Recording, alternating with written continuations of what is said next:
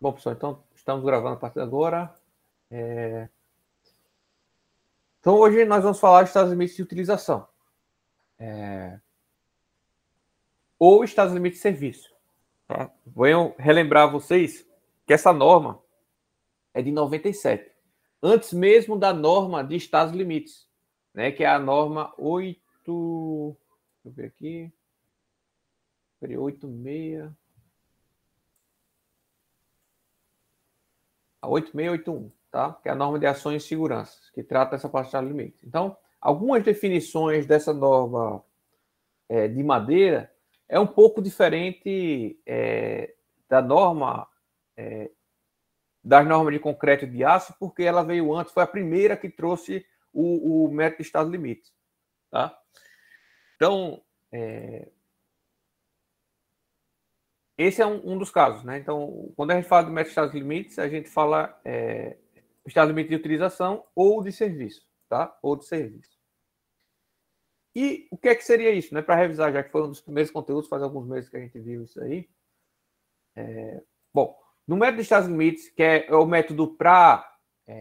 não é para garantir o termo correto, é um método que nós utilizamos para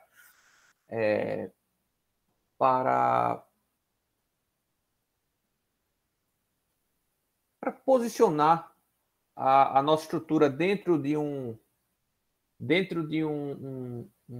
círculo, né, de segurança, de confiabilidade, ou seja, em termos brutos, para garantir a segurança da estrutura. Então, esse é um método que a gente utiliza para garantir a segurança da estrutura. Né? O termo garantia é forte, mas vamos partir para aí, porque eu não achei outro termo melhor.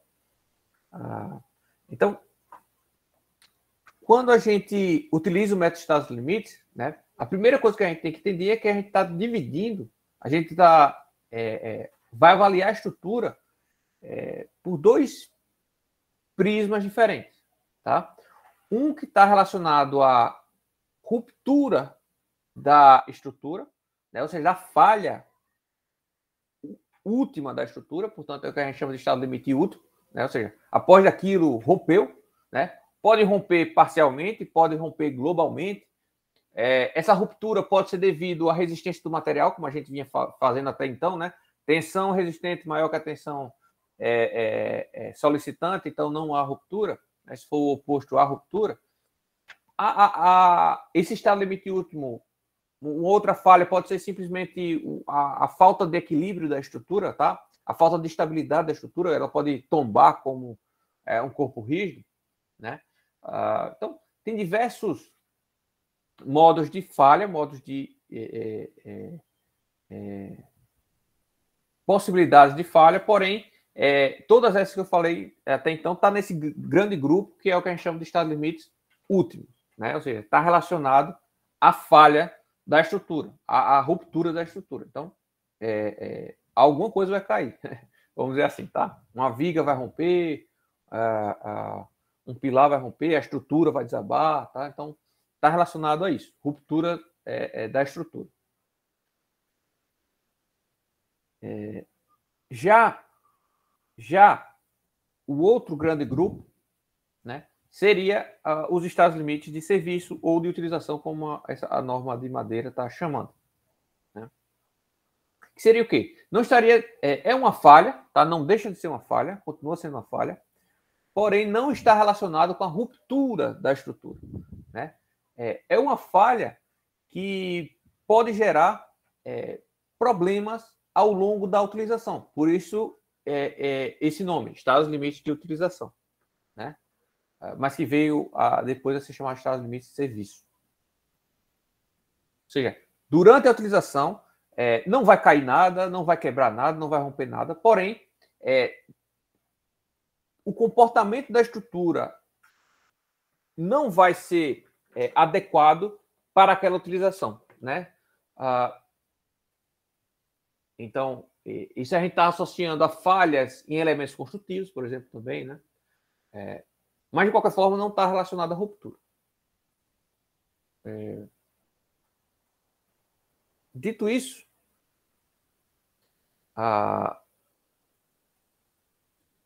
aqui, em estruturas de madeira,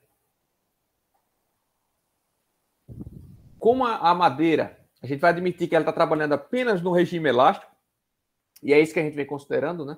Que ela trabalha só até o limite da elasticidade, ou seja, ela tem a tensão vai aumentando, a deformação vai aumentando também, né? Chega na tensão limite, ela vai romper, né? Vai atingir a deformação última, beleza? Vai atingir a deformação última, ou seja, o comportamento que a gente está admitindo da madeira aqui, no final das contas, aqui, comportamento, o estado limite da madeira que a gente está admitindo aqui, então se a gente faz um diagrama tensão, deformação, né? É um comportamento linear e elástico, perfeito? Em que aqui eu teria a minha tensão resistente, a minha tensão última do material, né? Aqui eu teria a minha deformação última, tá? A partir desse ponto a madeira rompe, né? A madeira estaria falhada, né? Teria entrado em ruptura. Óbvio que a gente sabe que não se comporta assim, né? A gente tem ainda um certo outro trecho da curva antes da ruptura vir, antes da deformada de ruptura, porém, assim é a favor de segurança, né? E é assim que a norma trata para a madeira, tá? Até o limite de elasticidade. Nesse sentido, os únicos estados limites de serviço que a gente vai admitir para a madeira seria deformação, que a gente tem que verificar a deformação da estrutura de madeira, né, dos elementos estruturais, e vibrações, tá? Ficaria limitado a esses dois problemas de serviço. Como assim? Então, nesse primeiro cara, eu preciso garantir que a estrutura não não deforme muito por diversos fatores que a gente vai comentar posteriormente. Então, eu preciso avaliar a deformada que a minha viga está tendo, né, que a gente chama de flecha, inclusive, né? Ou seja, quanto ela está deformando, para saber se está viável ou não, né? E essa viabilidade vai depender de alguns fatores que a gente vai comentar daqui a pouco. E também nós precisamos verificar se a estrutura está vibrando, né, de forma controlada, né, e de forma aceitável, né? Então, toda estrutura vibra, pessoal, tá? Toda estrutura vibra. Se for dimensionado corretamente, ela vai vibrar de maneira que a gente nem sente ou sente muito pouco, tá? Se estiver mal dimensionada, pode vir a incomodar durante o uso, né? E a gente vai comentar também daqui a pouco, posteriormente. Então, o nosso curso aqui a gente vai focar muito na deformação, tá? Eu vou comentar algumas coisas aqui sobre vibração, mas a gente vai focar muito em deformação. Por quê? Porque vibração exige da gente um conhecimento prévio de dinâmica das estruturas, conteúdo que não é da grade do curso básico de engenharia civil, né? Do curso de graduação de engenharia civil. Então, ficaria muito complexo eu até de fazer algumas definições aqui que eu vou tentar fazer, tá? Daqui a pouco, depois que a gente vê deformações, que é o mais importante. Vou até comentar algumas coisas para vocês sobre vibração, mas ficaria muito difícil avançar, né, nisso sem vocês terem conhecimento básico de dinâmica das estruturas. Tá? E é um assunto bem mais complexo do que estática, né? Já adianto logo.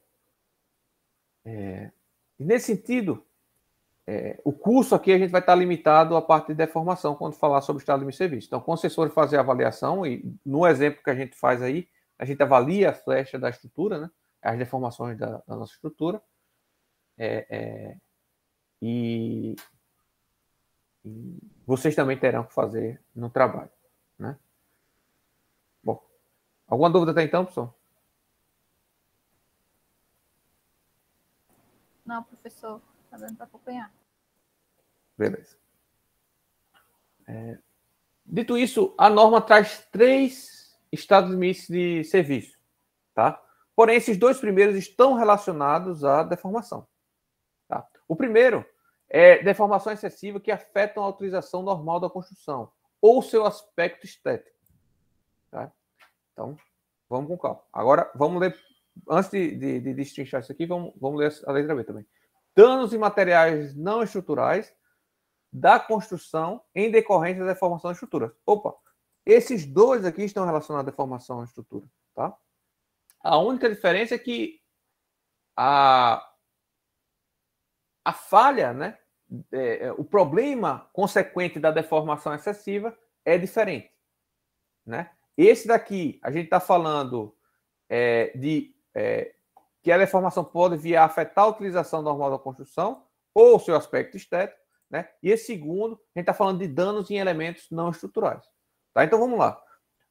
Começando pela letra B, o que seria um dano em um elemento não estrutural? Né? Então, vamos supor que a gente faz uma estrutura,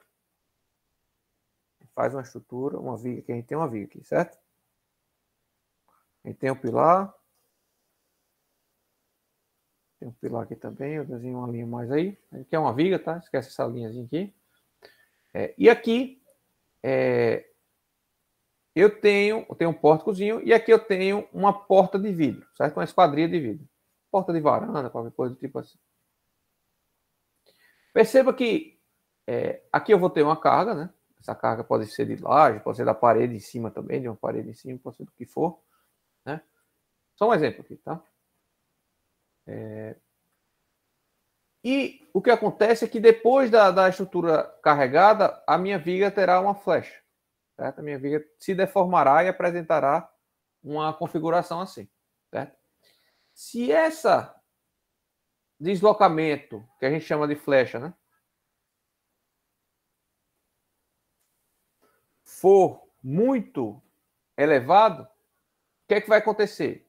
Pode vir a danificar a minha porta de vidro, né? A minha esquadria. Pode vir a rachar, fissurar, quebrar, né? Romper como um todo. Né? Ou se for de alvenaria também, pessoal, se for uma parede de alvenaria, se isso aqui deformar muito, pode vir a fissurar a minha alvenaria também. Tanto é que a gente utiliza encunhamento, né? Na obra e tudo mais. Justamente para... o que é o encunhamento, né? De uma obra. A gente tem aqui... Estou fazendo um caso simples, né, pessoal? Mas aí você pode jogar para casos complexos também. A gente executa a alvenaria só até 3 a 5 centímetros aqui ao fundo da viga, né? E aí a gente continua executando a estrutura. Né? Aí executa outra alvenaria aqui, deixando também 5 centímetros, tá? Executa outra, 4. O outro andar, vamos supor, certo? Aí só depois que coloca a maior parte das cargas, então a gente executa as paredes, executa os contrapisos, adianta o que conseguir adiantar da obra, né? Aí vai depender de cada obra e da velocidade de cada obra, do planejamento de cada obra, tá? Mas o ideal aqui, em termos de patologia devido à deformação da viga, é a gente colocar o máximo de carga possível antes de ligar essa parede à viga. Por quê? Porque essa minha viga já vai ter deformado uma parte, né? Uma parcela da deformação da minha viga já vai ter ocorrido, tá? Já vai ter ocorrido antes do encunhamento. Ou seja, ela deformou livre. A minha viga deformou livre, tá? Não está ligada ainda à alvenaria. Apesar de estar carregada, ela não está ligada à alvenaria. Então, portanto, a minha alvenaria a minha viga está deformando livre. Então, só depois que eu venho aqui, ó, e faço o encunhamento. Né? Faço o encunhamento. Dessa forma, a minha parede só vai sofrer com a deformada da viga, a deformada mais da viga, o que for além desse carregamento já aplicado. Né? Então, por exemplo, se a minha flecha total da viga era 3 centímetros no meio do vão, vamos supor, certo? Então, antes de encunhar, a minha viga já deformou 1 centímetro, né? Depois de encunhar, continua a minha obra, continua o carregamento, minha estrutura está em utilização, ela vai deformar mais 2 centímetros, né? Então, eu deixei de solicitar a minha alvenaria em 1 centímetro, né? Porque, veja, se a viga está fletindo, ela está empurrando a alvenaria para baixo. Né? E nesse sentido, a minha alvenaria pode vir a rachar. E outra coisa, além disso, esse encunhamento também o ideal a gente utilizar um material mais deformável, né? A gente utiliza uma argamassa especial aí, que é para ela absorver mais essa deformação da viga. Né? Já tinha ouvido falar disso, pessoal? Isso aí, Yes, né? isso é a tecnologia da construção, né? Mas você vê que estão interligadas as coisas aqui, né? Então, quando a gente fala de dano estrutural, dano em elementos construtivos, né, devido a flechas dos elementos estruturais, esse é um exemplo clássico, tá? Tem outros também, né? Mas esse é um exemplo clássico.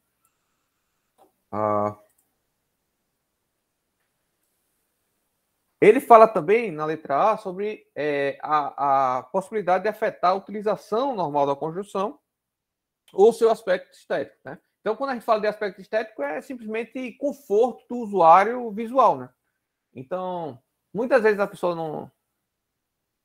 Um leigo, né, não vai estar se preocupando com estrutura, né, deformando. Vai num restaurante, tem lá coberta de madeira. A maioria tem umas flechas absurdas lá, né? A maioria não é dimensionado corretamente, não é feita de qualquer forma. A flecha lá, absurda. Ninguém, a maioria, 99% das pessoas leigas nem se preocupam, né?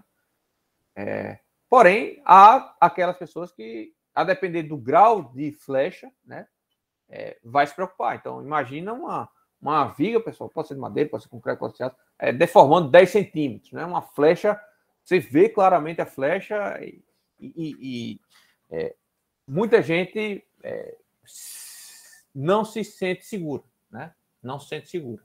E nesse sentido é que a gente está falando aqui sobre o aspecto estético. Tá? É aquela deformada que causa uma insegurança, né? Que a gente imagina, pode criar-se no imaginário de leigos que aquilo está próximo da ruptura e pode até, inclusive, estar mesmo, né? Pode até estar mesmo. E a gente tem também que pode afetar a utilização normal da construção. Um exemplo, tá? Um exemplo... vamos lá. Vamos supor que a gente vai executar um piso, tá? Estou coçando aqui, porque o mosquito aqui tá bravo. Então vamos lá. A gente vai executar um piso, tá? Aqui tá meus apoios. Aqui olhando de lado, tá? E isso daqui vai ser um piso.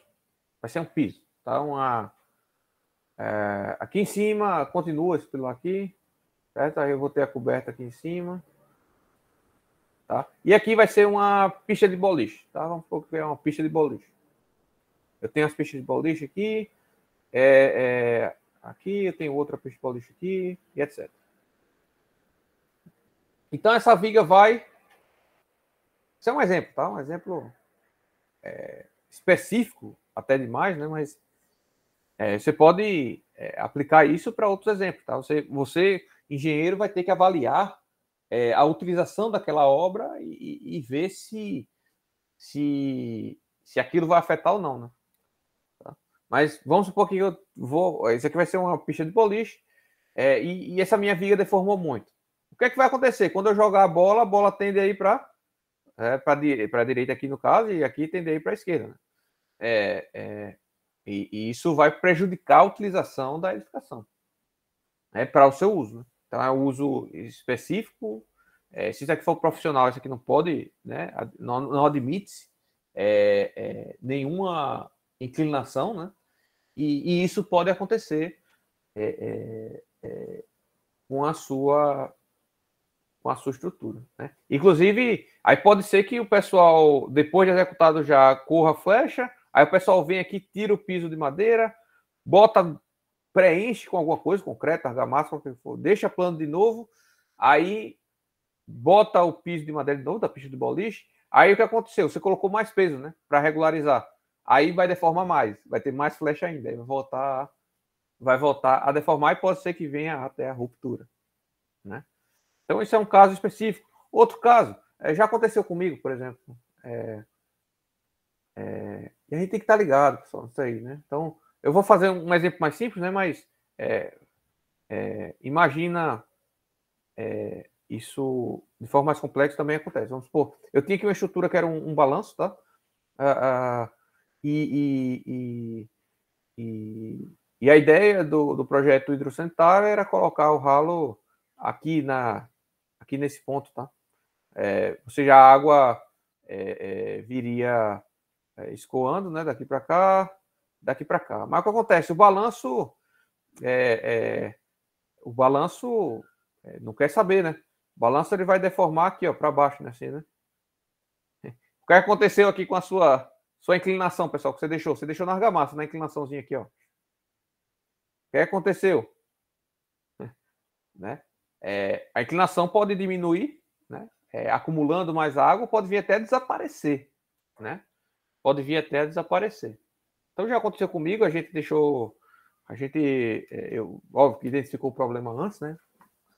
E a gente refez aí a posição dos ralos, né? Beleza, pessoal? Tem 1000 exemplos. Tem 1000 exemplos aí, esses são os que eu lembrei agora. Mas quando a norma fala sobre afetar a utilização, afetar o aspecto estético, ou causar danos em materiais não estruturais, é nesse sentido que ela está falando, tá? Desses exemplos que eu citei. E a gente tem o terceiro ponto, que seria a vibração excessiva, né? Ou seja, deformação, vibração excessiva. Fechado? Beleza. Ok. Então, beleza, Jacqueline. Então, como é a verificação dos estados limites de serviço? Então, novamente, a solicitação de projeto tem que a solicitação de projeto tem que ser menor ou igual ao limite imposto por norma, né? Então, no final das contas, a gente ainda está comparando solicitação e resistência, tá? Então, a resistência seria o limite, por exemplo, a flecha limite, a deformada limite, e a gente teria também a solicitação, a flecha solicitante, né? Ou seja, a flecha que está ocorrendo na nossa estrutura, que está prevista na nossa estrutura.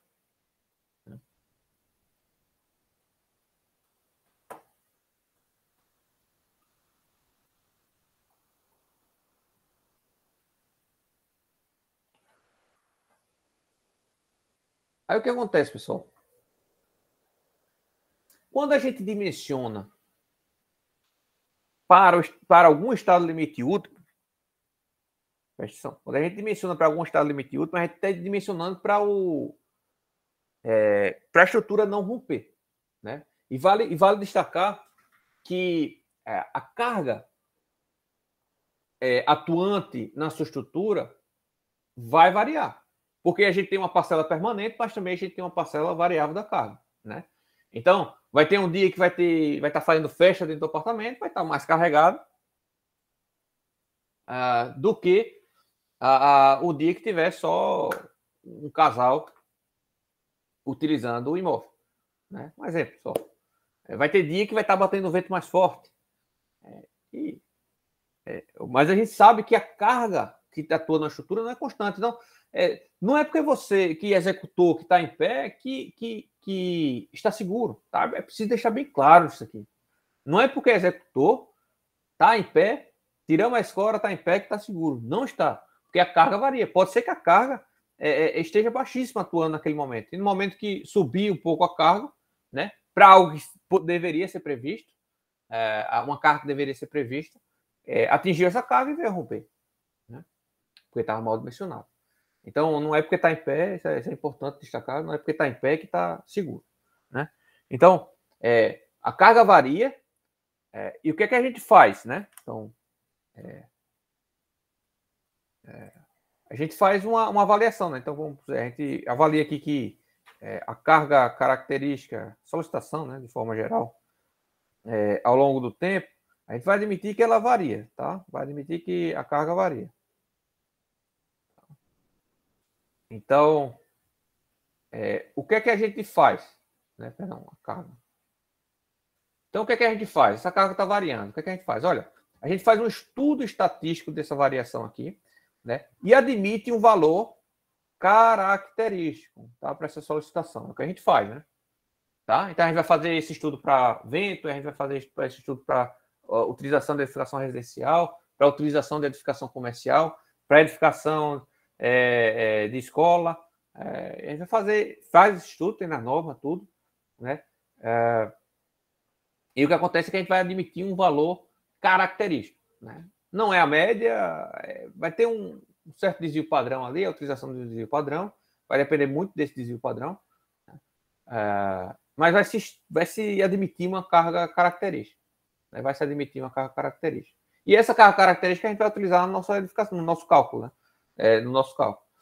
Porém, o que a gente faz quando a gente vai avaliar a ruptura é o seguinte: olha, isso aqui é característico, mas eu não posso utilizar só o característico, porque, vê, aqui está ultrapassando o característico, aqui está ultrapassando o característico. Então, se chegar aqui, vai romper. Se eu utilizar esse cara aqui, né, e a minha estrutura estiver dimensionada para ruptura para esse cara aqui, então vai chegar aqui nesse ponto, pode ser que ocorra uma situação, né, que venha a romper a minha estrutura. Eu não quero isso, né? Então, o que a gente faz é admitir uma carga aqui em cima de projeto, né? Então, a gente admite que a carga, a solicitação, de forma geral, a carga de projeto vai ser um gama F multiplicado pela característica, né? E isso para cada uma das ações, né? A gente tem ação de vento, tem ação de pessoas, tem ação de veículos, no caso de pontes, tem ação de neve, no caso de ambiente com neve, né? Tem várias ações aí diferentes. A gente faz essa avaliação de características para cada uma das cargas e faz uma combinação, né, dessas cargas, que de forma mais simples possível poderia ser chamado disso daqui, né? A gente vai ter um coeficiente que vai multiplicar a solicitação característica. Ok.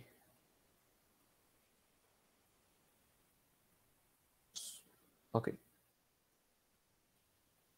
Então, quando a gente trabalha com ruptura, é porque eu estou pensando aqui se eu avanço em algum comentário aqui, mas eu não vou avançar por agora não, vou só se precisar posteriormente. Mas vamos lá. No caso da ruptura, a gente quer chegar numa situação, a gente vai dimensionar para uma situação que a gente não quer que chegue lá, porque se chegar vai vir a romper. Certo? Então, o estado limite de último, a gente vai utilizar uma carga que a gente não quer que chegue, ou seja, a carga que vai estar atuando é essa daqui, ó, tá? Vai estar variando aqui, tá? E a gente vai dimensionar para essa aqui que está um pouquinho assim, né? Essa é a ideia para não vir a romper, porque ruptura é algo muito grave, né? Ruptura é algo muito grave. Só que no estado limite de serviço já não é tão grave assim, né? Já não é tão grave assim. Eu não preciso utilizar essa carga de projeto, já perdi a... Tá aqui. Eu não preciso utilizar essa carga aqui de cima, né? Para a utilização. Eu posso ter alguma... eu posso ter alguma folga, vamos dizer assim, eu posso ter alguma liberdade, né? Para que... Tá, vamos supor que a minha vida útil da estrutura a gente está dimensionando para 50 anos, né? Se acontecer 2 vezes da minha carga ultrapassar a carga de projeto, de utilização, né? O que vai acontecer? A minha estrutura vai deformar um pouquinho mais ali, né? Vamos supor, a minha carga última eu estou dimensionando para 20, tá? Vamos supor aqui, tá? A carga última. Estou dimensionando para essa aqui. 20 o quê? 20, sei lá. 20 alguma coisa aqui. Solicitação 20. A minha carga que vai estar atuando usualmente, né, frequentemente, aí a gente vai chamar aqui de carga frequente. Perdão. A minha carga que vai estar efetivamente ocorrendo quase que permanentemente, ou seja, ao longo desses 50 anos aqui, na verdade, a minha carga vai estar... a minha carga vai estar... não vai estar atuando 20. 20 a gente nem quer que chegue, né? Se chegar, vai romper. Então, vamos dizer, quase vai estar atuando 10 aqui. Tá? Vai estar atuando 10. Quase permanente, metade, né? Vamos supor. Ou seja, metade da vida útil, desses 25 anos, se a gente pegar em trechos, vai estar atuando só 10. Não vai chegar aos 20. Né? Porém, pode ser que em algumas situações ou outra, a gente fala alguns dias, talvez, nesses 50 anos, né? Alguns dias, talvez, nesses 50 anos, ou algumas horas, né? Posso ultrapassar um pouquinho esses 10, né? Ao invés de 10, ele vai estar atingindo, na verdade, aí 12. Né? E aí a gente diz, olha, frequentemente pode ser que venha atingir um pouquinho acima. Um pouquinho acima. E assim. E ao longo desses 50 anos pode ser que ocorra uma ou duas vezes uma situação rara, raríssima, né? Que a gente vai chamar de situação rara, que essa carga vai atingir 15. Tá? Vai atingir 15. Então, veja, numa situação rara que a gente nem espera que aconteça. A gente nem espera que aconteça, mas pode vir a acontecer, sei lá, um vento muito forte que a gente não estava esperando. Ou seja, não é usual esse vento. Esse vento tem um tempo de recorrência, acho que vocês já ouviram esse termo, de 100 anos. Aconteceu ao longo da vida útil da minha estrutura. Aconteceu uma vez. Então, a minha solicitação foi para 15. Né? Então, nessa situação, ela pode deformar um pouquinho, mas fissurou a minha esquadria. Né? Mas foi uma situação só. Vai lá, vai reparar, vai trocar a esquadria. Né? Estou supondo, tá, pessoal? Aqui. Exemplo. Vai lá, vai trocar a esquadria. E essa situação rara não vai vir mais acontecer. Pode vir acontecer uma daqui a 20 anos de novo, né? Mas não é algo que inviabiliza a utilização da minha estrutura. Vocês estão acompanhando, pessoal? Estou entendendo, professor. Numa situação, sei lá, dessa frequente, que acontece algumas horas, alguns dias, ao longo desses 50 anos, vamos dizer, um dia que o cara está fazendo uma festa no andar de cima, né? Então, eita, a minha viga deformou um pouquinho mais, eu estou vendo a minha laje, a minha viga deformando um pouquinho mais, vou me preocupar? Será? Não. A carga saiu depois, voltou para a situação onde não dá para ver a viga, não dá para ver a flecha, né? Não dá para identificar a flecha. Tá? Então, foi uma situação específica. O morador se assustou um pouquinho durante um dia, chamou o profissional não, tá tranquilo aqui. Né? Vê que já voltou a deformação normal. Beleza? Então, a gente dimensiona a estrutura para várias fases da sua vida. Né? E aí a gente tem um limite diferente para cada situação. Né? Ou seja, se existe a possibilidade, mesmo que mínima, de atingir 15, eu não vou utilizar 15 para dimensionar. Eu vou utilizar um pouquinho mais para me garantir uma distância. Né? Mas eu posso utilizar aqui rara para uma situação específica mais, por exemplo, um dano em um elemento estrutural. Um não estrutural, né? Por exemplo. Então, as cargas são diferentes. Então, a gente vinha utilizando para dimensionamento sempre a carga última. Né? A gente nem vinha fazendo combinação. Né? Eu simplesmente multiplicava a carga tudo por 1,4, né? Que é a situação normal, usual.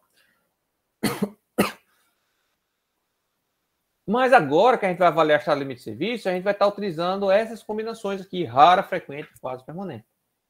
Tá? E nessa norma de madeira, ele não chama bem esse termo, tá? Quase permanente, raro e frequente. Tá? Ele chama, e aí eu vou trazer aqui para você, ele traz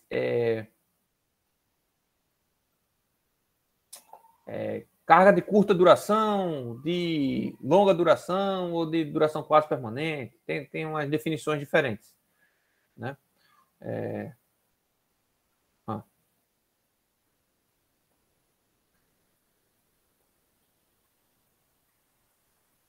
Tem algumas dimensões, tem alguma nomenclatura diferente, mas a ideia é a mesma. Né? Carga de curta duração é aquela que vai estar atuando pouco tempo durante a vida útil, né? Por exemplo. Depois a gente vê essa toda vez eu esqueço qual é essa correlação, mas a gente olha aqui na norma, dá para identificar aqui.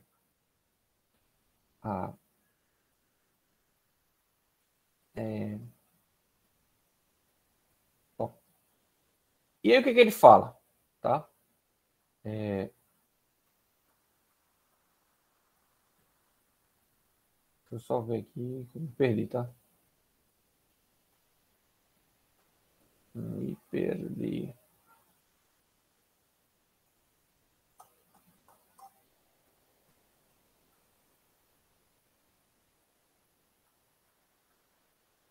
Tá, beleza.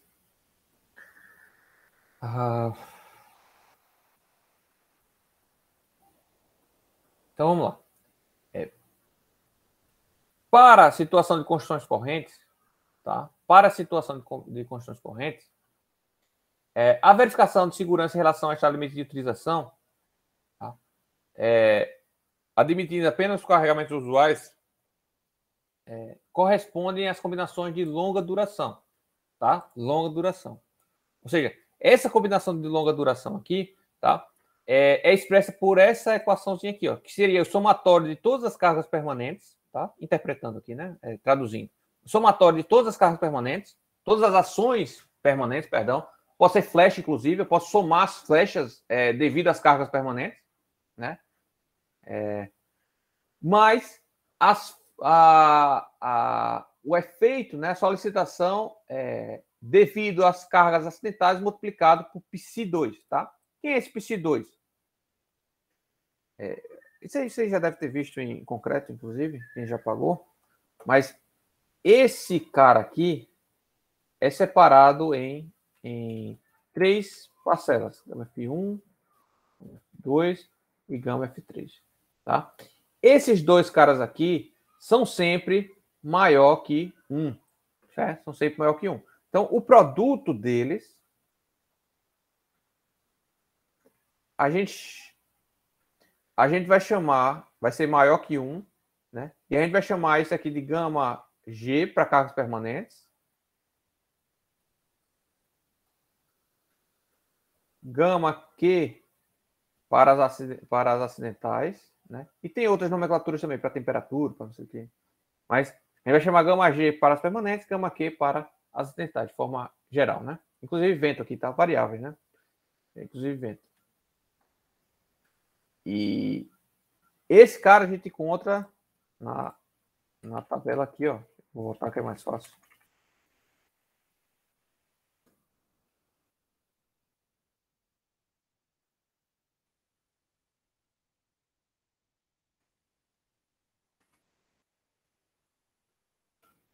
Nessa tabelinha aqui, tá?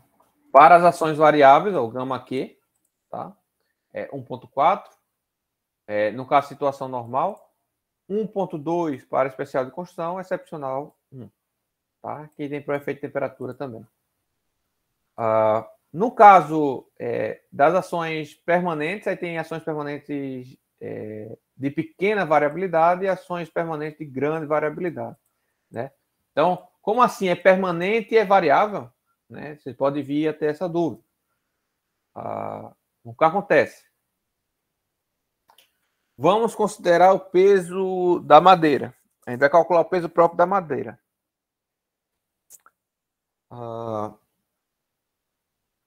Vocês acham que todas as peças, todos os caibros, todas as ripas, todas as linhas de madeira vai ter exatamente a mesma densidade, exatamente o mesmo peso específico? Que não, né? Inclusive varia com a umidade, né? Varia com a umidade, peso específico. Então, ora, peso próprio é o primeiro exemplo que vem à nossa cabeça de carga permanente. Uma hora está lá atuando e ela vai estar para sempre, aquela carga, né? Então vai ser permanente. Porém, ela é variável. Por quê? Porque uma peça pode ter um peso, outra peça pode ter outro peso. De madeira, de concreto também. Uma peça pode ter um peso, outra peça pode ter outro peso, né? Vamos supor, um contrapiso. A gente vai fazer um contrapiso, né? Eu estou prevendo no meu projeto 5 centímetros de contrapiso, de espessura, né? De altura aqui de contrapiso. Vou botar sobre a minha laje. Tá. Na obra, quer dizer que vai ter 5 centímetros constante? Não. Pode ser que de um lado tenha 6, do outro tenha 4 da laje, né? Você vai regularizar. O contrapiso é justamente para regularizar. Então, esse é um dos motivos, um dos objetivos do contrapiso, né? Então, vai ter variação de espessura ao longo da laje. De um lado pode estar mais carregado que o outro. Ou seja, existe uma variabilidade que não é uma variabilidade ao longo do tempo. É uma variabilidade devido a problemas construtivos, a falhas construtivas. Não é falhas construtivas, é falha de produtividade mesmo, de produção. Então, tem elementos construtivos que têm uma maior variabilidade de peso próprio, por exemplo, e tem outros elementos estruturais ou elementos construtivos que têm menos variabilidade, né? Geralmente elementos pré-fabricados, elementos fabricados em usina, com controle de qualidade, né, rígido, elevado, há uma menor variabilidade. Aço, por exemplo. O aço, o peso próprio do aço varia muito pouco. Muito pouco. As espessuras são milimetricamente determinadas nas formas, né? E o peso específico do aço não muda quase nada, né? É praticamente constante, né? Então, o peso específico do aço, o peso próprio do aço, por exemplo, varia muito menos do que o peso próprio da madeira, né? Então, se eu coloco um elemento construtivo que vai me dar uma pequena variabilidade de intensidade de carregamento, né, eu posso utilizar esses coeficientes. Se eu utilizo um elemento com grande variabilidade, seria essa outra situação aqui. Ficou claro, pessoal?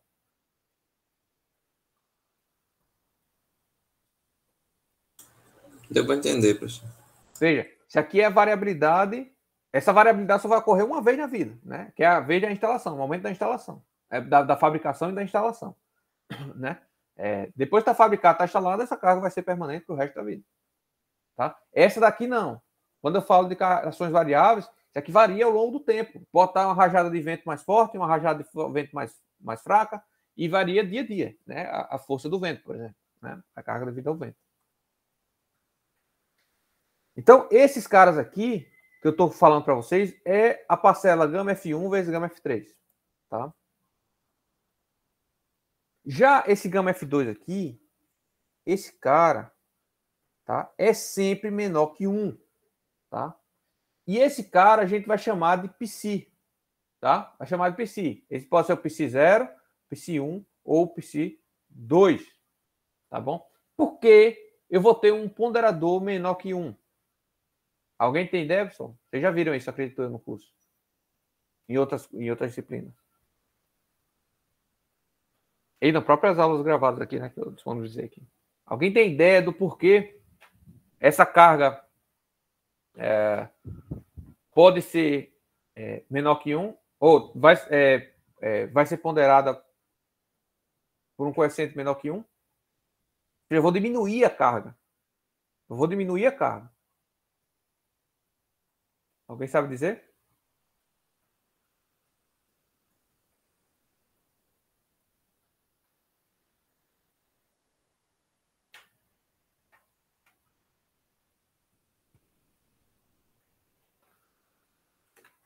Não, né, pessoal? Então vamos lá.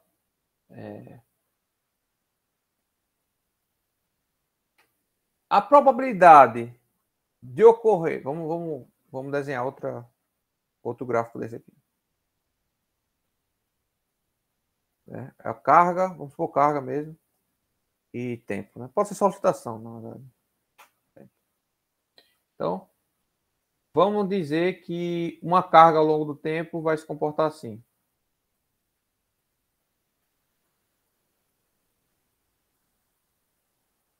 Certo? Então, existe uma probabilidade para essa carga atingir determinado valor característico. Né? Agora, eu tenho outra carga aqui. Essa outra carga aqui varia assim.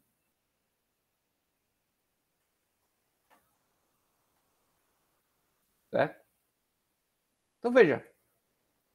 Essa carga preta tem outra probabilidade de atingir valores máximos e mínimos. Né? Tem probabilidades aí, né, de chegar no valor máximo. Agora, a probabilidade de duas cargas acidentais variáveis, né, de duas ações variáveis, atingir o seu máximo ao mesmo tempo é menor. Consegue compreender, pessoal? Então, eu tenho a probabilidade da carga X atingir o seu pico, eu tenho a probabilidade da carga Y atingir o seu pico, mas das duas cargas ao mesmo tempo atingir o pico, a probabilidade é menor. Vocês conseguem visualizar isso?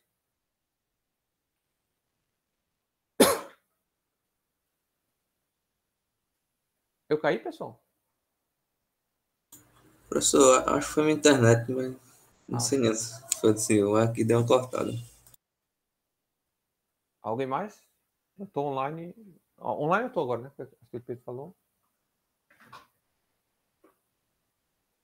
Bom, mas você conseguiu acompanhar, Pedro? Ou cortou aí na hora? Deu uma cortadinha. Nossa, Mas vamos estou lá. acompanhando. Está acompanhando, né? Entendeu? Então, a probabilidade de cargas variáveis atingir o seu máximo ao mesmo tempo é menor. Então, nesse sentido, esse gama F2 aqui, que seria, a gente vai chamar de psi a partir de agora, né? 0, 1 e 2, ele vai reduzir as cargas acidentais, ele vai apenas agir sobre as cargas variáveis, tá? Esse cara só age, gama F2, só age em cima das cargas variáveis, ou para as cargas permanentes, esse cara sempre vai ser 1, tá? Igual a 1. Porque eu vou dizer, olha, do momento que a carga de vento tiver máxima, a carga, sei lá, de neve, aleatória, a carga de neve não vai estar no máximo, vai estar um pouco abaixo ali, né, do seu máximo. Então, eu não preciso somar os dois valores característicos. No momento que esse atingir o valor característico aqui, que não é exatamente o máximo, tá? Eu não vou estar com o valor característico da segunda carga acidental, tá? Eu vou estar com um valor um pouco abaixo, porque a probabilidade das duas estarem com o valor máximo é pequena, é menor, perdão. Tá? Então, nesse sentido,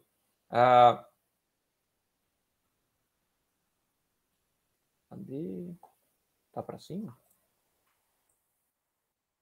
Nesse sentido, esse gama F2 ou psi vai depender, né? Vai depender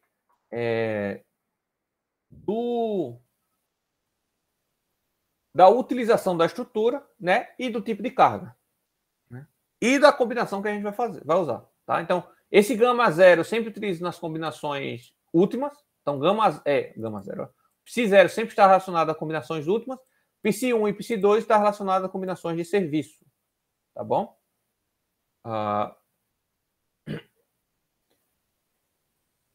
E em cada combinação de serviço, média duração, longa duração ou quase permanente, frequente, rara, a gente vai estar variando aqui entre Psi 1 e Psi 2, né? A norma diz qual utilizar para cada situação. E depende do tipo de carga. Para variação, para a pressão do vento, são determinados valores. Para residências, são outros valores. Para shoppings, são outros valores. Para bibliotecas, oficinas, garagens, são outros valores. Tá? Para pontes, são outros valores. Então, vai depender do tipo de utilização, do tipo de carga e do tipo de combinação que a gente vai fazer. Beleza? São esses PCs aqui. Voltando lá. Essa foi uma revisão da parte de ações de segurança, né? É fundamental aqui porque a gente vai ver.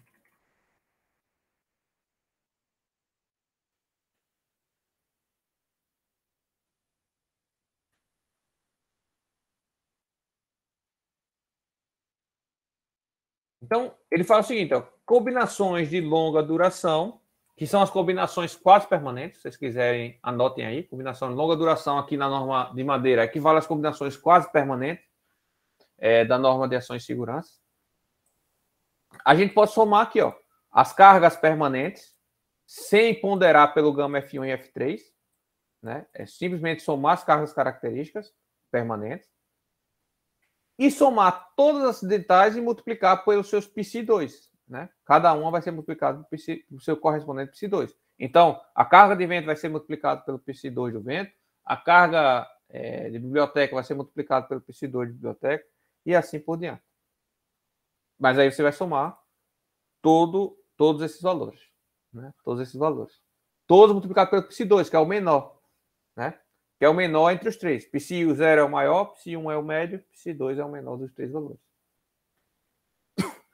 Então, essa é para a situação de construções correntes, né? Uma coberta, alguma coisa do tipo assim. Para construções com materiais frágeis não estruturais, né? Portanto, uma esquadrilha embaixo, né, de uma viga, alguma coisa do tipo assim, que vai romper com facilidade, né? Não aceita desaforo de deformação, né? Não aceita deformações elevadas. Então, nas construções que haja materiais frágeis, aqui a gente está falando, não está falando de resistência, tá? A gente está falando de materiais quebradiços. Quanto mais quebradiço for o material, mais ele entra aqui nessa situação, tá? Com materiais frágeis não estruturais.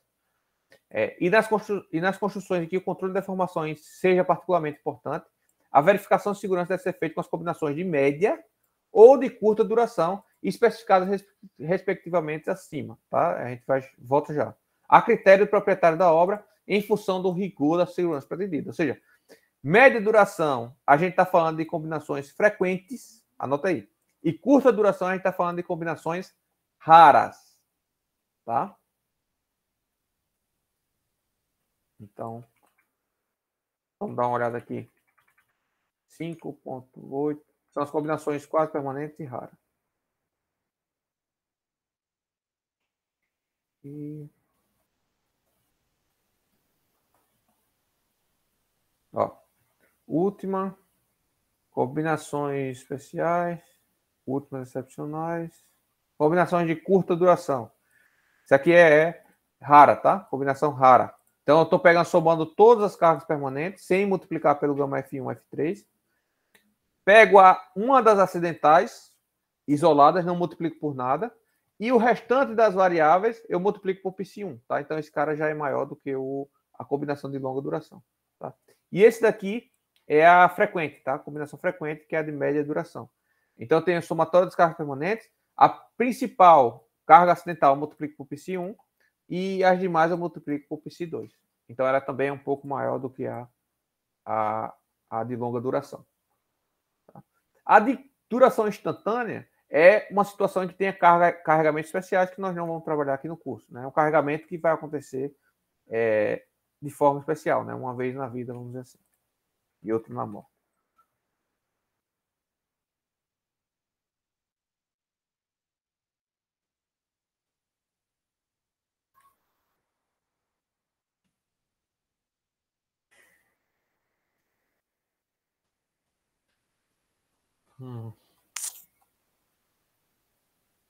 Ok.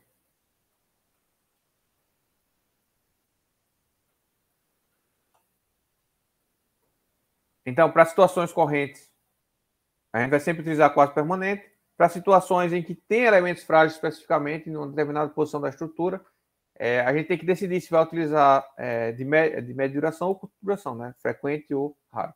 Se você não sabe, utilize raro. É a minha recomendação. Constituições especiais seriam um caso que a gente não vai avaliar aqui, né? E aí o que acontece, pessoal?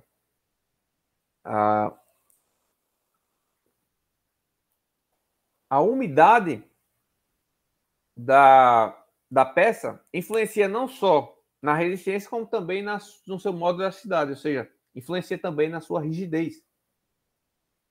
E nesse sentido, a gente tem que considerar a umidade ambiental, né, do ambiente, para encontrar o modo de elasticidade da madeira. E é o que a gente já fez aqui nos outros exemplos, né? Ao calcular o modo de elasticidade efetivo. Então, a gente vai ter um modo de elasticidade médio, né, que é para uma umidade de 12%, e a gente vai aplicar os K-mods nesse modo de elasticidade. E dentro dos K-mods, esses K-mods vão depender justamente da classe de umidade, né, que a gente comentou anteriormente. Então, ambientes mais úmidos, esse K-mod vai ser menor. Ambientes mais secos, esse K-mod tende a ser maior, penalizando menos a minha rigidez também. Não só a resistência, como também a rigidez. Tá? Então, estados limites de deformação para construções correntes, para construções especiais e para construções com materiais não frágeis. Né? Então, a gente já comentou quais vão ser as solicitações. Aqui são as resistências. Né? Então, a flecha efetiva seriam os limites, né? Não a resistência. Seriam os limites que seriam equivalentes às resistências lá anteriormente comentadas. Então, nós temos a flecha limite efetiva, tá? Que vai ser determinada pela soma das parcelas da flecha devido à carga permanente e da flecha devido à carga acidental, né? E o que acontece? Essa flecha, para essa situação, construção corrente, não pode superar o vão dividido por 200. Então, por exemplo, se a minha viga tem 5 metros de vão, né, 500 centímetros, né? Então, se eu dividir por 200, a minha flecha limite vai ser 2,5 centímetros, tá? 2,5 centímetros. Essa é a minha flecha limite. Isso para vãos, né? Se for um balanço, o balanço a gente vai considerar que é a metade do vão, portanto, se eu tenho um balanço de 5 metros, né, na verdade, o meu limite de flecha vai ser 5, tá? Porém, o balanço geralmente vai ser metade do vão, portanto seria 250 dividido por 100, que daria os mesmos 2,5 centímetros, tá? Quando eu falo que o balanço vai ser metade do vão, é que equivale a metade do vão, né? Então, só uma observação que eu já falei, isso não devia nem ter falado, mas a flecha é um vão L, tá? A flecha aqui no meio de um vão, né? Vai ser de uma viga biapoiada com vão L, vai ser mais ou menos equivalente a uma flecha de um balanço de 2,5 metros, tá? De L sobre 2. 2,5 metros, de L sobre 2, beleza? Então essas flechas são equivalentes.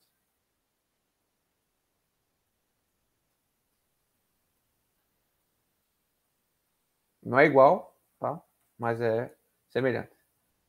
Então a norma diz que o limite é o dobro, né? O limite de imbalanço.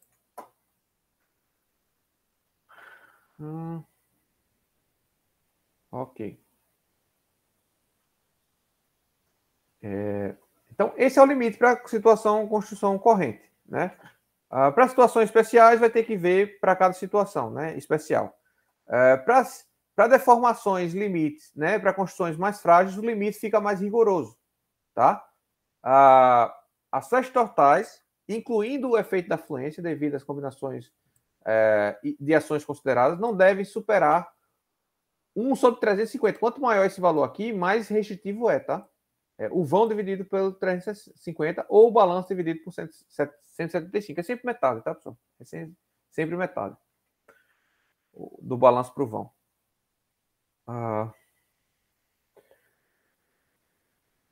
E no caso, as flechas devido apenas a ações variáveis, né? Da combinação considerada não devem superar 1 sobre 300 ou 1 sobre 150. Portanto, você tem que respeitar tanto a carga total, flecha total, né, devido tanto às cargas permanentes quanto às acidentais, como deve respeitar também a flecha só das ações variáveis, tá? Para a situação 2. Né? Vamos considerar aqui sempre essa situação aqui, para nosso curso, né? Essa situação construção corrente. Professor, a gente vai utilizar sempre essa na prática? Não, você vai decidir para cada situação. Eu já falei o que é que envolve isso, né? O que é que motivaria você escolher uma ou outra, aí fica na sua mão, certo? Fica na sua mão decidir qual das duas você vai utilizar.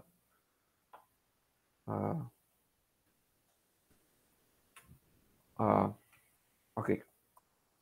Veja, eu tenho a possibilidade, pessoal, de executar o que a gente chama de contraflecha. Vocês já ouviram falar de contraflecha? Já sim.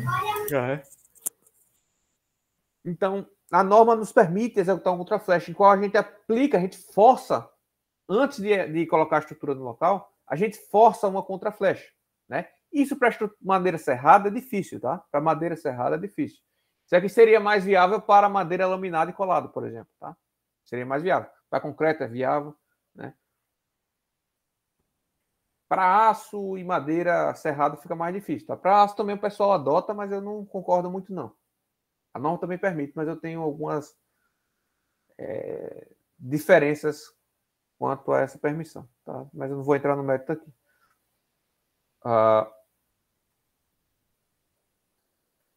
Então, a norma permite a gente fazer uma contraflecha, ou seja, se a viga vai deformar para baixo, a norma permite que a gente aplique uma flecha uma viga fletida para cima, né? E quando carregar, aquela flecha que ia ser um determinado valor vai ser um pouquinho menor. Por quê? Porque ela vai... a contraflecha vai contrabalancear isso daí, né? Vai balancear isso daí. Então, será? A deformada total era 3 centímetros, eu apliquei 1 centímetro de contraflecha, então, portanto, no final das contas, a flecha que vai aparecer lá na obra vai ser de 2 centímetros só, né? Porque já que eu apliquei uma contraflecha de 1 centímetro. Beleza? Só que tem limite para isso, tá? Nesse caso, a verificação de segurança das flechas devido às ações permanentes podem ser reduzidas de 0, né? Que seria a contraflecha. Mas não se considerando reduções superiores a 2/3 da flecha devido às cargas permanentes. Ou seja, a contraflecha nunca vai poder ser superior a 2/3 da flecha das cargas permanentes. Beleza? Então, isso é importante. Tem limite para contraflecha, tá? Você não pode dizer, olha, a minha flecha é 3 centímetros total, eu vou aplicar então a contraflecha de 3 centímetros, que aí vai ficar 0. Não pode, tá? Não pode. Esquece isso. Esquece isso.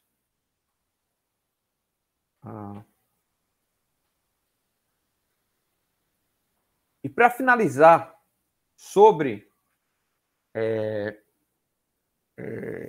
flecha, né? Para finalizar sobre flecha, só uma observação aqui, tá? A conclusão. Esse caso aqui é bem mais flexível, bem mais liberal do que esse daqui, tá? Tanto a solicitação vai ser menor, a combinação que a gente vai utilizar aqui é a quase permanente, que vai dar um valor menor.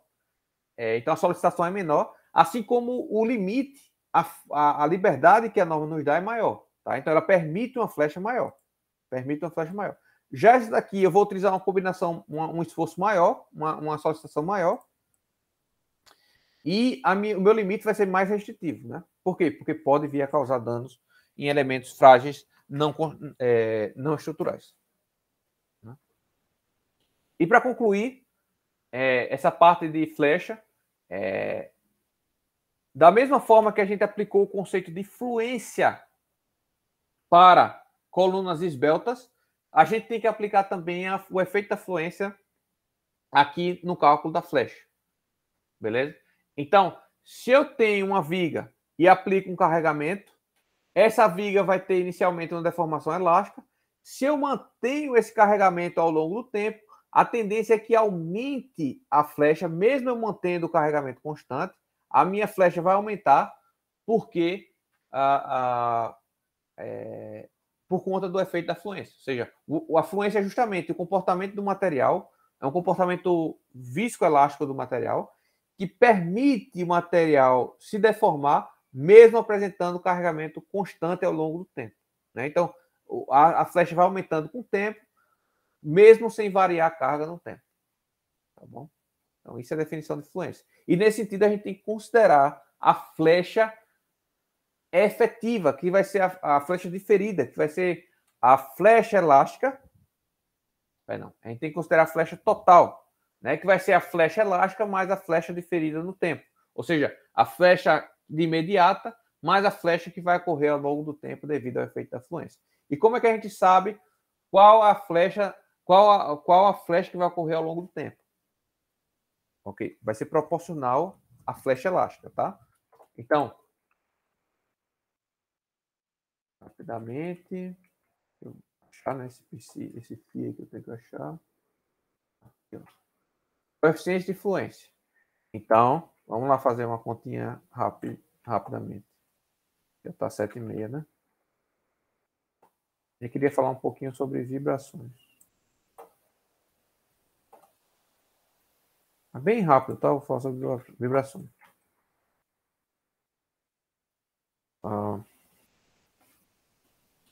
Então, vamos supor que eu tenho uma flecha, uma viga.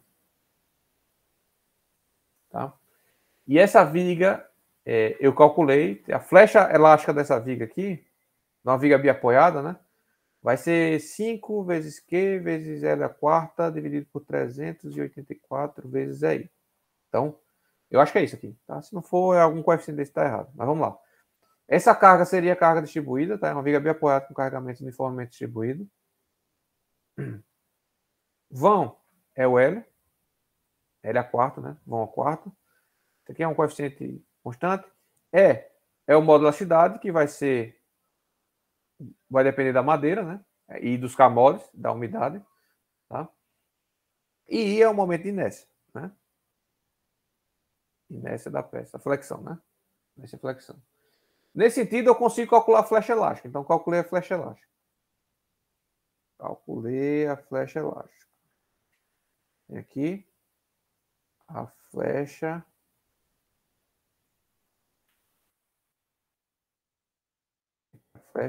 elástica. E aí,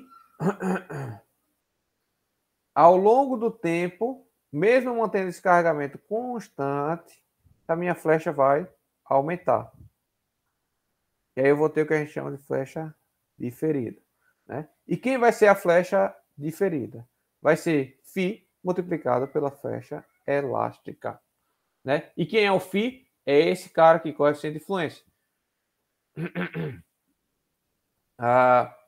Para cargas permanentes ou de longa duração, tá? Ou seja, constante, a gente vai utilizar, vai depender da classe de umidade também, 1 e 2 seriam esses valores aqui, 3 e 4 seriam esses, então vamos admitir 3 e 4, que é o mais comum aqui em Alagoas, pelo menos na capital, né, em Maceió.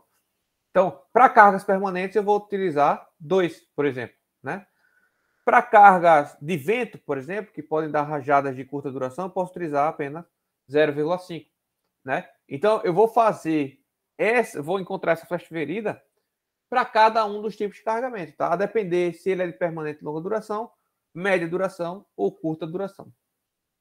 Compreende, pessoal? Sim.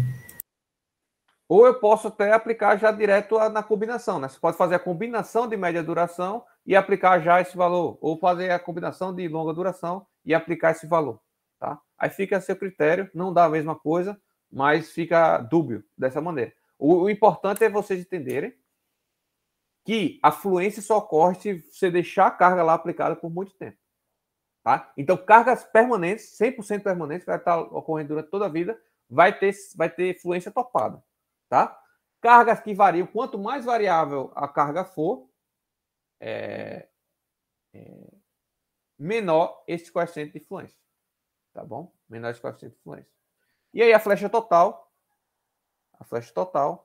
seria a flecha elástica mais a flecha diferida.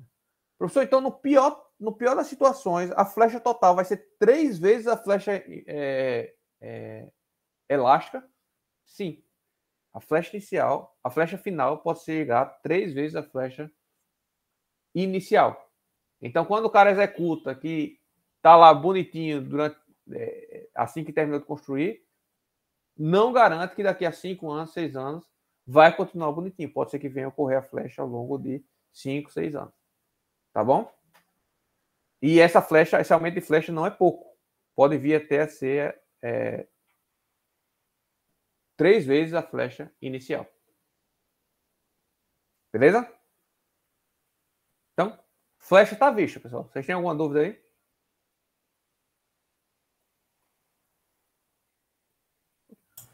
Não, professor, tranquilo. Beleza. Só uma dica, tá?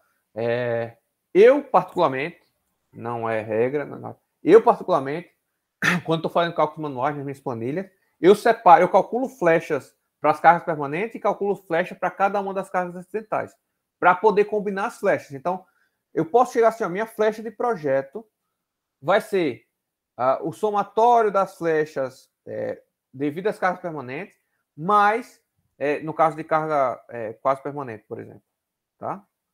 Ou de longa duração, né? Ou longa duração.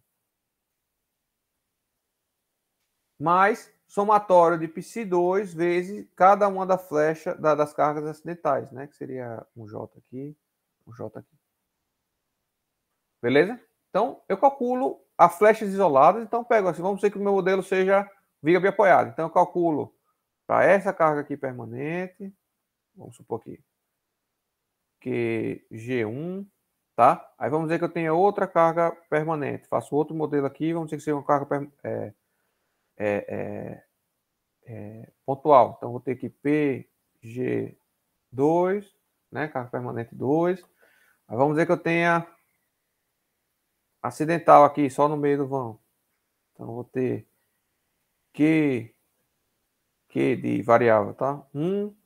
E vamos dizer que eu tenho uma carga aqui no meio do vão para cima, né? Q2, né?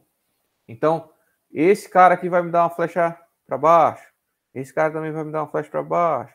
Esse cara vai me dar uma flecha para baixo. Esse cara vai me dar uma flecha para cima. Então, eu vou combinar as flechas assim como eu combino carga. Então, eu vou pegar aqui a flecha máxima.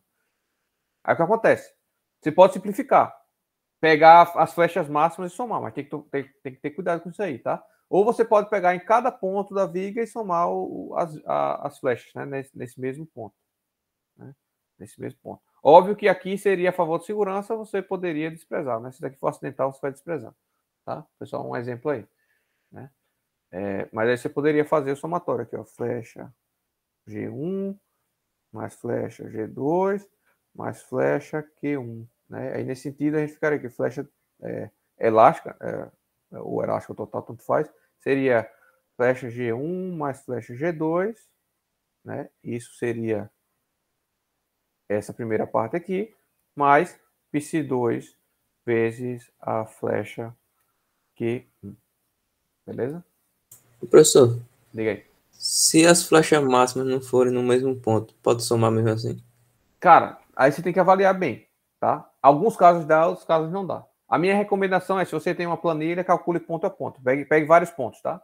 Não precisa ser a cada 10 centímetros, você pega a cada 20 centímetros, tá? Daí você consegue fazer fácil no Excel, no Matcaro, beleza? Isso aqui é flecha máxima, tá? Só. Mas você tem a equação também em livros aí, você procura na internet também, você vai achar. Você pode encontrar a flecha em qualquer ponto da viga, tá? Ou você pode rodar no F2 e você vai ter a flecha em vários pontos da cada ponto X, tá? Por exemplo. Ou em qualquer outro software, né?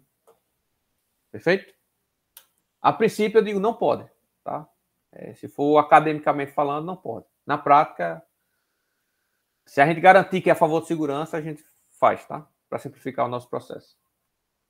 Beleza? Beleza.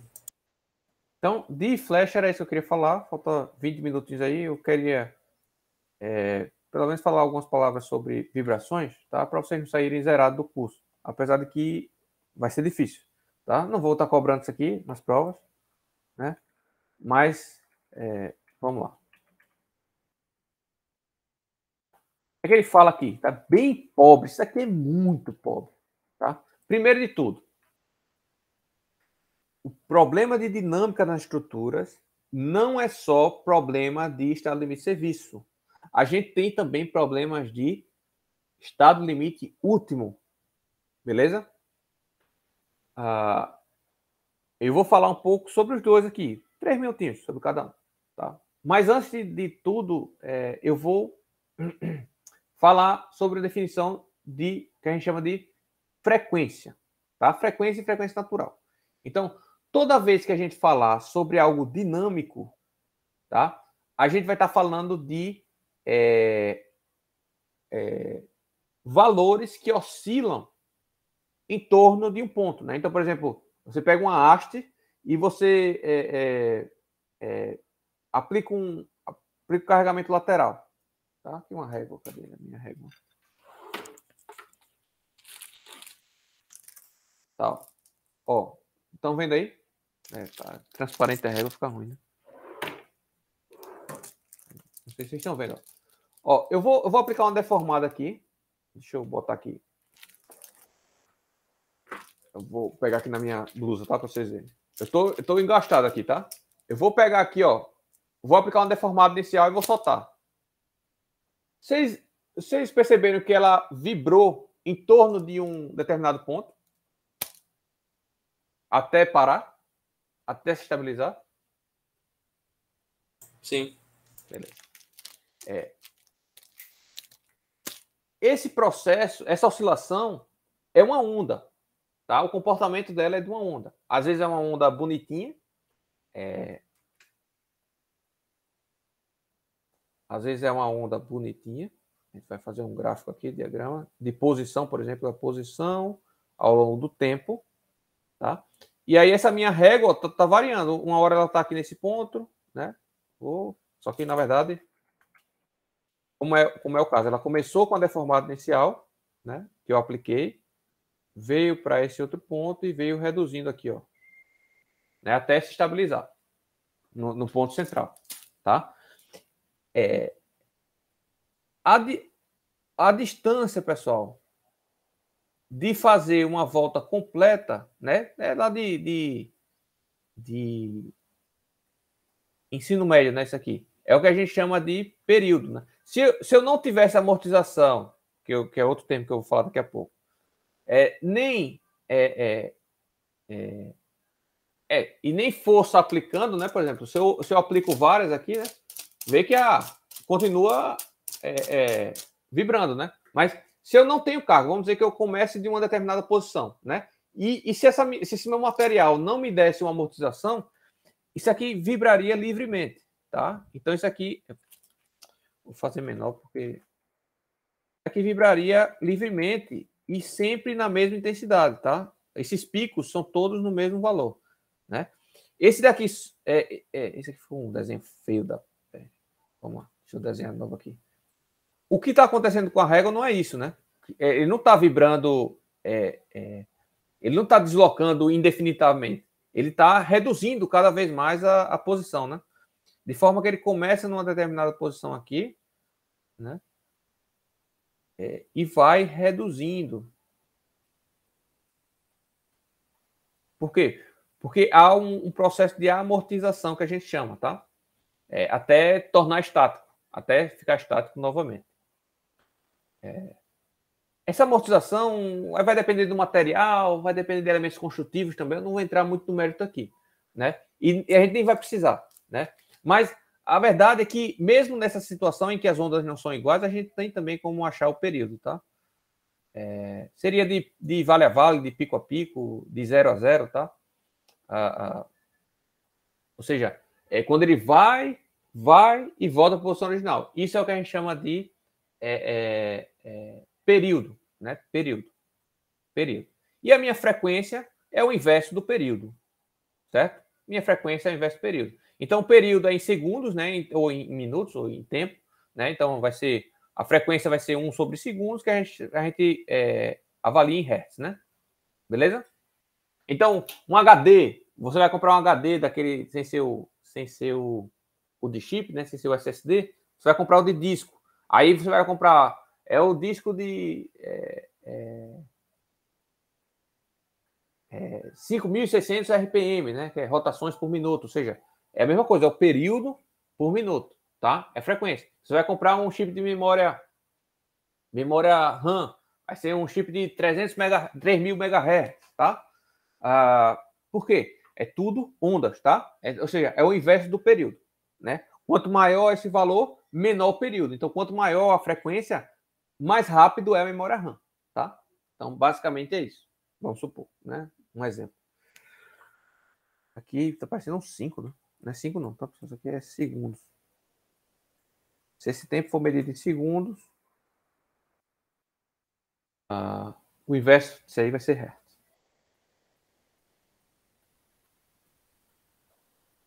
Beleza, pessoal? Dito isso,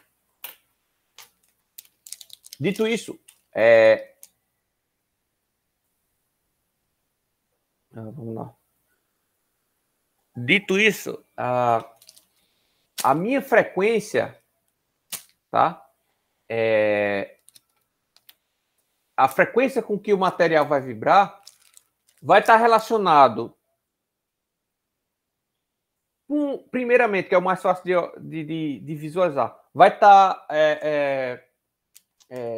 vai ser proporcional à minha incitação, a frequência de incitação, porque a minha incitação que é o quê? É esse aqui que eu estou fazendo, ó. Esse aqui eu estou incitando, né? Ó, se eu mudo a velocidade com que eu aplico a incitação, vai mudando a frequência com que também a minha régua vibra, tá? Então, a frequência do problema depende da frequência de incitação, mas depende também de propriedades do material e da estrutura em si, tá? Da geometria da estrutura e do material que a compõe, beleza? Ou seja, depende basicamente da rigidez da estrutura, que eu vou chamar de K, né? Então depende da minha matriz de rigidez lá de análise matricial de estruturas, né? Eu tenho aqui um EI, ou seja, aqui é o material. Perdão, eu só tenho o E aqui fora. Agora tem o E, que é o modo de elasticidade do material, que no nosso caso aqui da madeira vai ser o efetivo, que a gente admitiria, né? E aqui dentro a gente tem coeficientes de rigidez, que vai ter área, né? Vai ter o comprimento, por exemplo, aqui vai ser...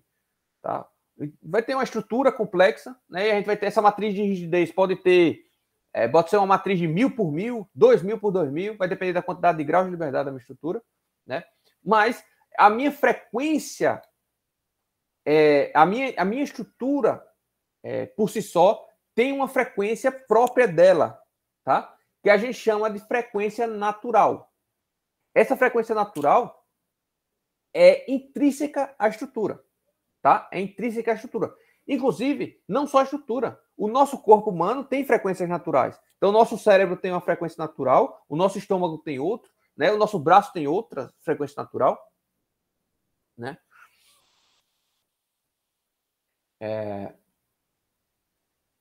E o que acontece é que a frequência de incitação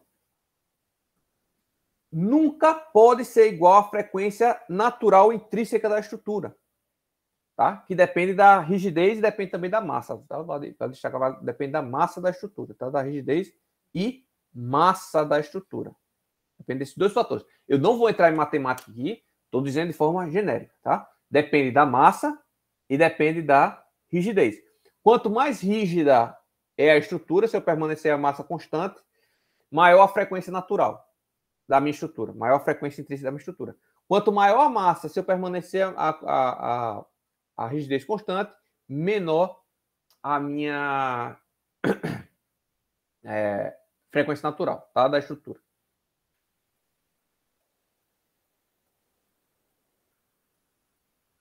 Nesse sentido, já passou 10 minutos, eu estou ferrado aqui para explicar o resto.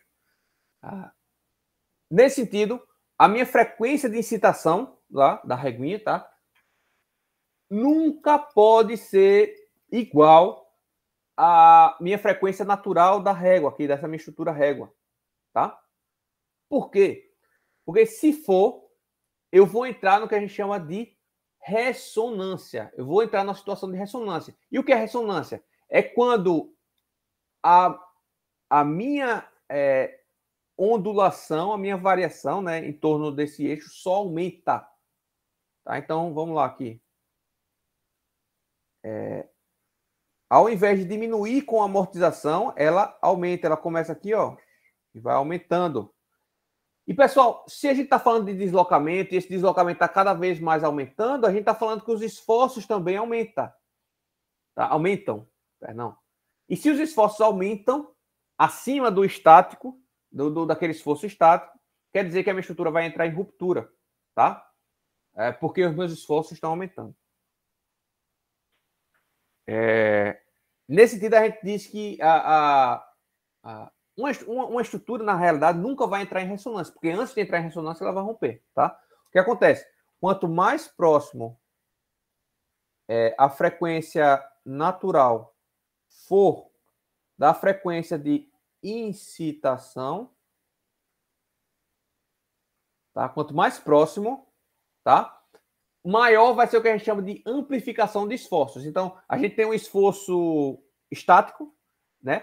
E se essa frequência de incitação for muito próximo da crítica, esse esforço estático pode ser multiplicado por um coeficiente que a gente consegue encontrar também matematicamente, de forma que pode vir a romper a sua estrutura. Isso a gente está falando, então, de estado limite último, tá? Então, se esse cara estiver muito próximo disso, isso aqui pode gerar ruptura, tá? Por quê? Porque os esforços vão ser amplificados devido ao efeito de ressonância. Consegue visualizar, pessoal? Não é para vocês entenderem matematicamente nem nada. É só o fenômeno físico se vocês conseguem visualizar o problema.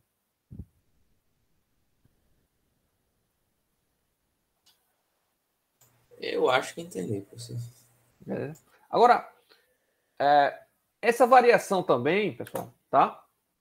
Essa variação também, esse efeito dinâmico, ele gera, como ele varia no tempo, né? Ele tem aceleração, né? Então, por exemplo, eu apliquei aqui, ó. Se ele sai do movimento para parar, quer dizer que ele está com aceleração negativa, né? Ó, eu saí do movimento, tá movimentando. Primeiro ele acelera, né? Ó, primeiro ele acelera para movimentar, depois ele fica estático. Então, portanto, ele sai do estático, tem velocidade, né? E depois para de novo. Fica estático de novo, agora em outra posição. Então, quer dizer que a gente tem aceleração. Se a gente está mudando a velocidade, quer dizer que a gente tem aceleração. E quando a gente fala de estado limite de utilização, o problema todo é a aceleração. Tá? Veja, se a estrutura vibra numa determinada aceleração, o nosso pode incomodar os nossos órgãos internos. Geralmente, o primeiro que incomoda é o estômago, tá, pessoal? Que é o mais sensível. E aí pode causar náuseas e etc. Né? Mas vai ser proporcional à aceleração, tá? Então, acelerações muito altas, muito altas, principalmente se for muito alta, a gente nem sente, tá, pessoal? Em determinados valores de aceleração podem causar mal-estar para a gente. Ok? E nesse sentido, em estado de limite de serviço último, estado de limite de serviço, o que influencia é a aceleração. Porém, é complexo para achar esse cálculo de aceleração. Tá? É muito complexo. Já é complexo para achar a frequência natural. Para calcular a aceleração é mais complexo ainda. Tá? Tem outras variáveis aí na jogada, é bem complexo. Então, nesse sentido,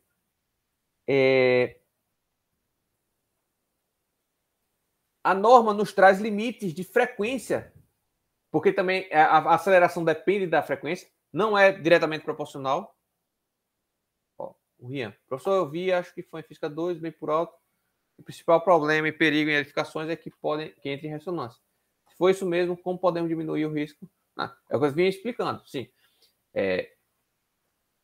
A estrutura entra em ressonância no momento que a frequência de incitação, ou seja, o que seria a frequência de incitação numa estrutura, pessoal? Você andando, você correndo, veja, não é uma carga estática você andando em cima do pavimento. Você correndo não é uma carga estática. A cada pisada você está fazendo uma carga pontual, certo? A gente admite como se fosse uma carga estática, mas não é, uma carga dinâmica, tá? Você está fazendo incitação. Se você está fazendo incitação andando, então a sua estrutura vai estar vibrando. Se essa frequência de andar, se a sua velocidade que você está andando, que o seu passo está dando, bater com a frequência natural da estrutura, o que vai acontecer? A cada passo que você der, a movimentação vai aumentando, vai amplificando, como está aqui o gráfico, tá? Que é deslocamento por tempo, tá? Vai só aumentando. E o deslocamento alto, pessoal, significa esforços altos, né? Perceba que a flecha, por exemplo, numa estrutura, está diretamente relacionado ao momento fletor. A gente consegue achar o momento fletor a partir da flecha, ou flecha a partir do momento fletor. Tá? E nesse sentido, vai chegar um ponto que a sua estrutura vai romper. Ela nunca vai entrar em ressonância, pessoal. Ressonância, a gente está falando de amplificação, amplificação infinita, tá? De esforço. Ela, antes de entrar em ressonância, ela já rompe. Tá? Quanto mais próximo esses dois caras aqui, maior amplificação de esforços estáticos, né? Então, portanto, o que a gente tem que fazer para evitar que entre em ressonância e venha romper é afastar esse cara. Afastar a frequência natural da frequência de excitação, né? Então, a gente tem uma média, por exemplo, uma pessoa caminhando, né? A frequência é mais ou menos 2 Hz a 3,5 Hz, tá? Uma pessoa andando. Então, a nossa estrutura não pode ser próximo dessa frequência, tem que ser um valor maior. Então, o que é que a norma recomenda de concreto, por exemplo? Que a frequência natural da estrutura seja maior do que 4,8 Hz. Beleza? Por quê? Porque se ela for superior, então nunca vai entrar em ressonância com a pessoa andando. Beleza? Essa é a ideia. Só para finalizar, o que é que a norma de... o problema de serviço não é esse. O problema de serviço é sensibilidade, tá? Você se sente até nauseado se a aceleração for muito significativa, você se sente, inclusive, nauseado. A gente tem valores para isso, tá? A gente tem como calcular a aceleração e tem valores para isso. Mas o processo é bem complexo, não tem como a gente entrar aqui no mérito, né? Porém, o que a literatura diz? Olha, se você tiver valores altos de frequência, porque a aceleração depende da frequência, tá? Se você tiver valores altos de frequência, não vai dar problema de aceleração, tá? Se você tiver valores altos de frequência, muito baixo o risco de dar problema de aceleração. Não é certo, não é exato, mas a literatura traz isso daí. tem como a gente calcular algumas coisas e ver que não é sempre assim. O ideal é calcular a aceleração, tá? O ideal perfeito é calcular a aceleração. Mas se você não tem meios computacionais para isso, se você utilizar uma frequência alta, você consegue fugir, fugir disso daí, tá? Então, qual é a frequência mínima que a norma de madeira traz para que não haja problema de vibrações em residências e escritórios, né? A menor frequência natural de vibração deve ser 8 Hz. Vale destacar, pessoal, que a estrutura tem vários modos de vibração e, portanto, tem várias frequências de vibração. Então, é uma estrutura complexa. Então, sempre o que a gente vai avaliar é a menor frequência, tá? Primeiro, a gente avalia a menor frequência. Então, a menor frequência não pode ser inferior a 8 Hz. É isso que diz a norma, tá? É isso que diz a norma. Como é que calcula a frequência? Cara, só método computacional. E eu vou te ensinar um truque agora. Um truque que dá para provar matematicamente, mas ele é bem limitado, tá? Então tem que tomar cuidado. Só para finalizar a aula, pessoal. Tá? Só para finalizar a aula. Se eu tenho uma viga ou uma estrutura qualquer, tá? Eu calculo no F2, eu vou obter uma flecha elástica, tá? Essa viga vai ter uma rigidez, tá? Vai ter uma rigidez, a flexão, e essa viga vai apresentar uma flecha elástica. Uma flecha elástica. A menor frequência natural de flexão dessa viga, eu vou até anotar, a menor frequência natural de flexão da viga, porque a gente tem modo de vibração de flexão e tem modo de vibração de torção, tá? Também.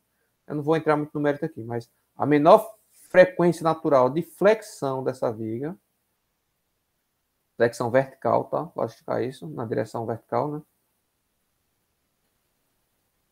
Pode ser calculada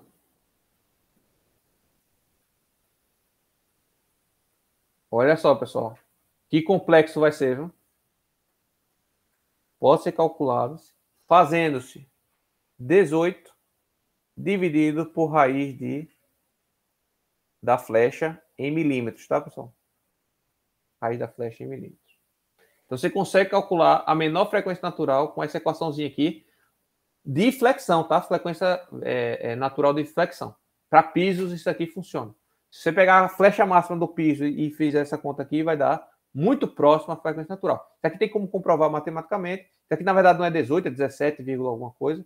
Mas a gente arredonda para 18, tá? E você consegue calcular a frequência natural. Por exemplo, se essa minha flecha aqui, essa minha flecha elástica, foi igual a 3 centímetros, tá? Foi igual a 3 centímetros. Então, esse aqui não é, esse aqui é F, botei delta, né? A minha frequência natural dessa viga vai ser 18 dividido por raiz de 30 milímetros. Isso aqui vai dar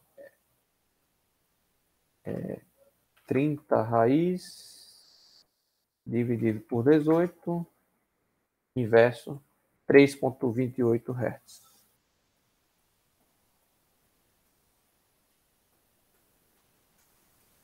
Beleza? Isso aqui é uma diquinha. Tem que ter cuidado na hora de utilizar. Vocês vão ter que estudar mais, tá? Para utilizar isso aqui, vocês têm que estudar um bocadinho mais.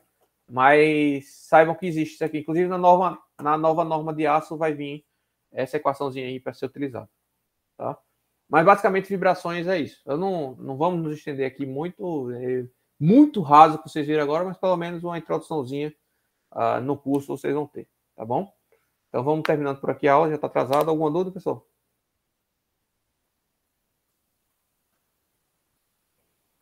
Não. Então vamos parando por aqui até semana que vem. A gente vai se falando no WhatsApp, né, para definir a data da quinta-feira. Eu entro em contato com vocês, tá? Quando tiver com a avaliação pronta. E aí a gente determina o dia da avaliação, tá? Os prazos, né? Então, até a próxima, pessoal. Tchau, tchau.